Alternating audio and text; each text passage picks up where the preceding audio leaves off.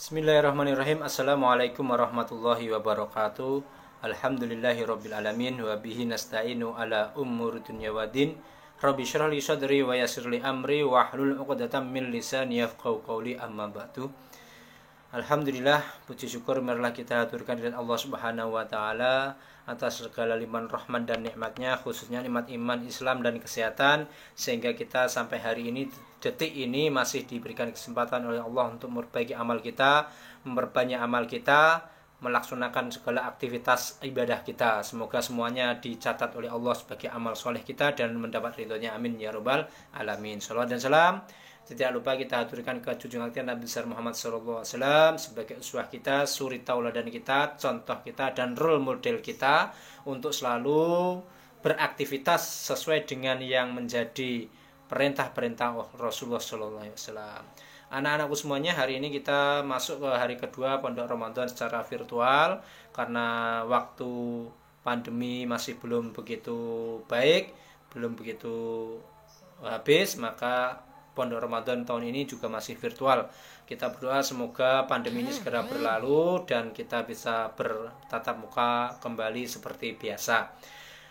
Anak-anakku semuanya, kelas 78, untuk hari ini mari kita niatkan tolabul ilmi bersama-sama untuk menuntut ilmu. Ikuti dengan sebaik-baiknya.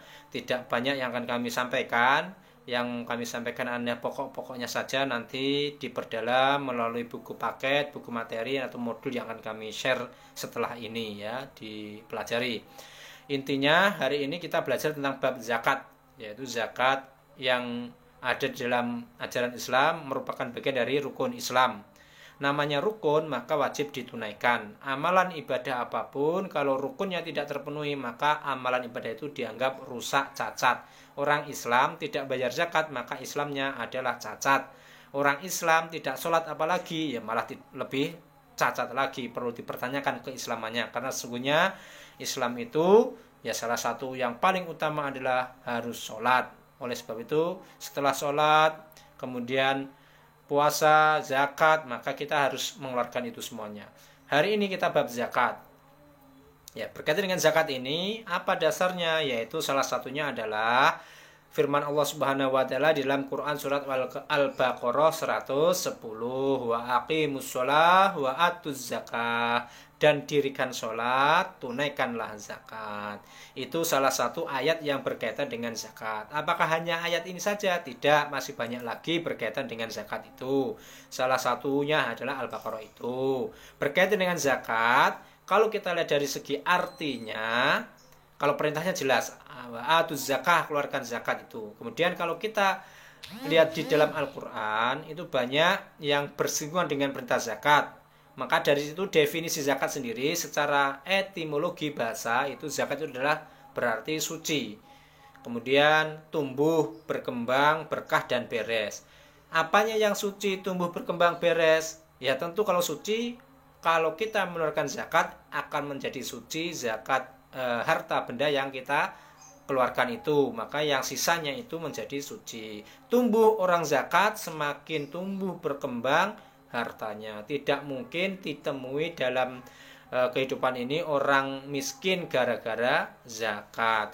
Malah yang ada malah orang yang pelit, itu banyak yang jatuh miskin. Tapi orang yang sedang tiasa senang bersedekah, berzakat, insya Allah malah berkembang. Kemudian itu dari segi definisi. Maka dari segi definisi ini bisa kita lihat di dalam Quran surat Rum ayat 39. Kemudian At-Taubah 103, Al-Kahfi 81. Itu berkaitan dengan bab zakat. Hadis sendiri Rasulullah SAW juga menyampaikan di dalam riwayat Abu Dawud dan Ibnu Majah. Rasulullah bersabda, telah diwajibkan Rasulullah SAW zakat fitrah, pembersih bagi orang yang puasa dan memberi makan bagi orang yang miskin. Barang siapa menunaikan sebelum sholat id raya, maka zakat diterima, dan barang siapa sudah sholat, maka zakat itu sedekah biasa.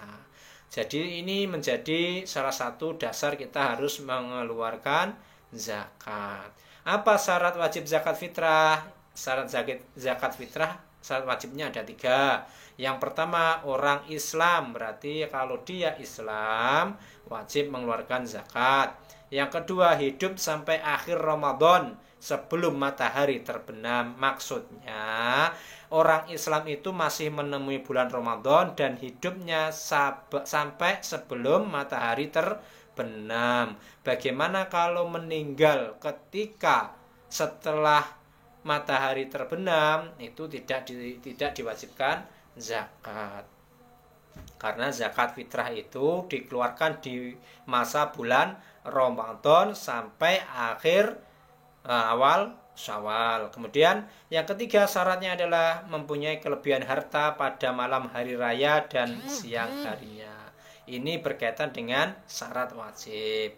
Lalu apa yang harus kita zakati dalam Islam? Zakat itu dibagi jadi dua. Ada zakat fitrah, ada zakat mal.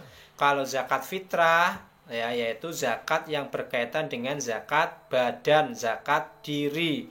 Sehingga zakat badan, zakat diri ini yang dizakati adalah badan kita. Yang kedua zakat mal. Berarti kalau zakat mal itu yang dizakati harta benda kita. Ini berkaitan dengan zakat.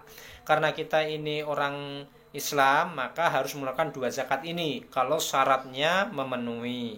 Bagaimana kalau tidak memenuhi zakat mal? Ya, maka kewajiban kita sebagai orang Islam yang hidup di malam hari raya, maka wajib mengeluarkan zakat fitrah.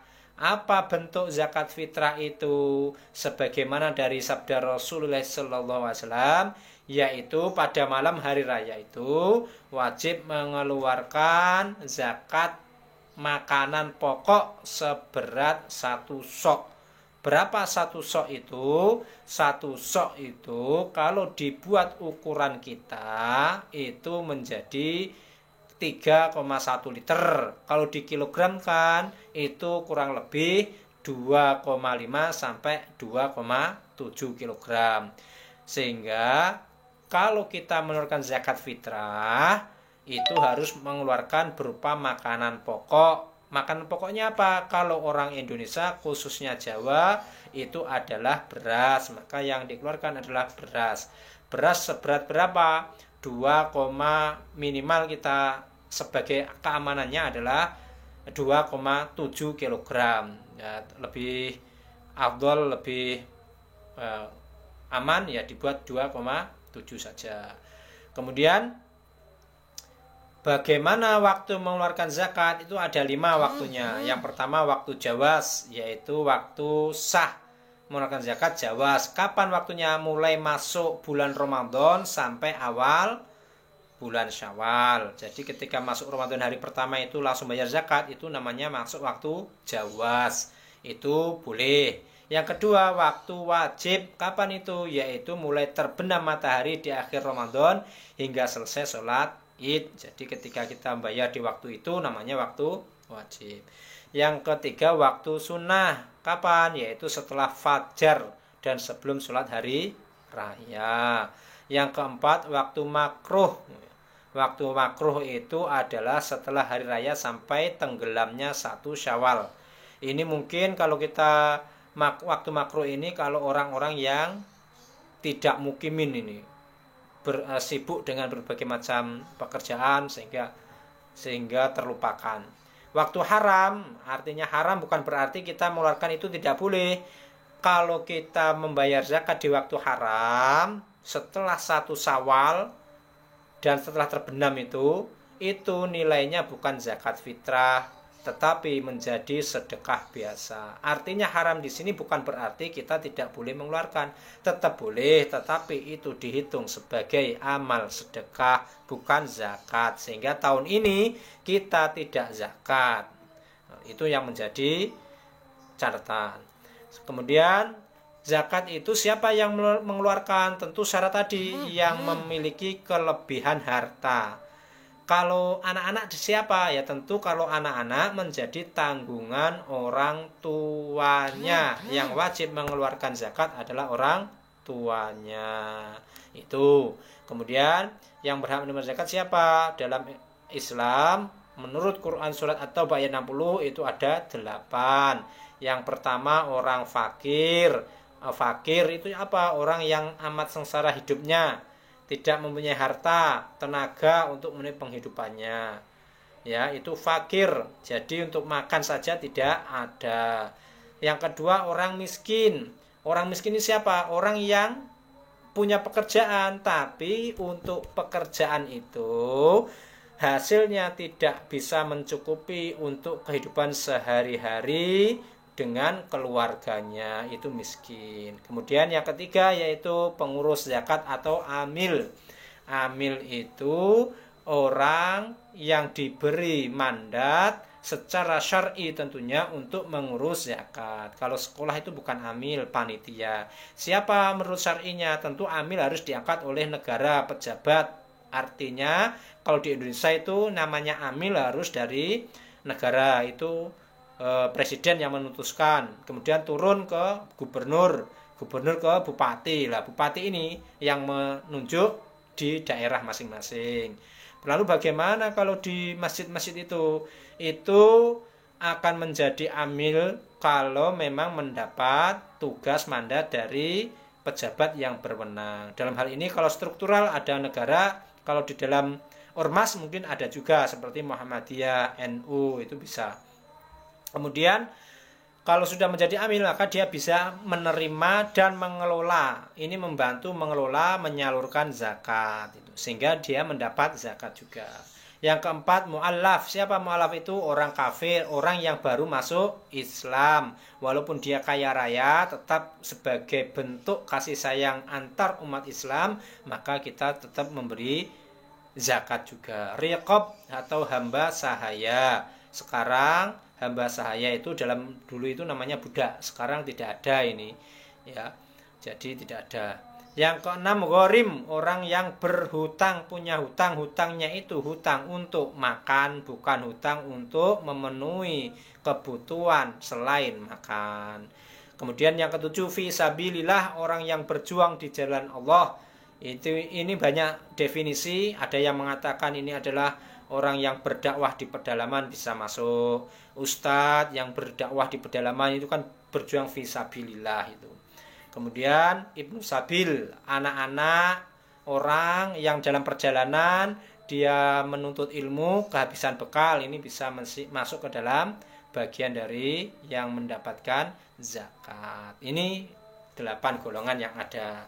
Kemudian ya, kenapa kita harus memberikan zakat, bayar zakat? Tentu sebagaimana kewajiban kita supaya harta kita, ya tentu kalau harta itu menjadi suci. Kalau jiwa kita juga menjadi jiwa yang suci. Dalam 1 bulan puasa kemudian berzakat, maka dalam 1 bulan itu akan mendapatkan kesempurnaan ibadah kita. Hikmahnya apa yang bisa kita ambil? 1, ucapan syukur atas nikmat Allah, atas segala karunia-Nya, maka kita mengeluarkan zakat. Kemudian bisa membersihkan diri dari sifat kikir dan akhlak yang tercela.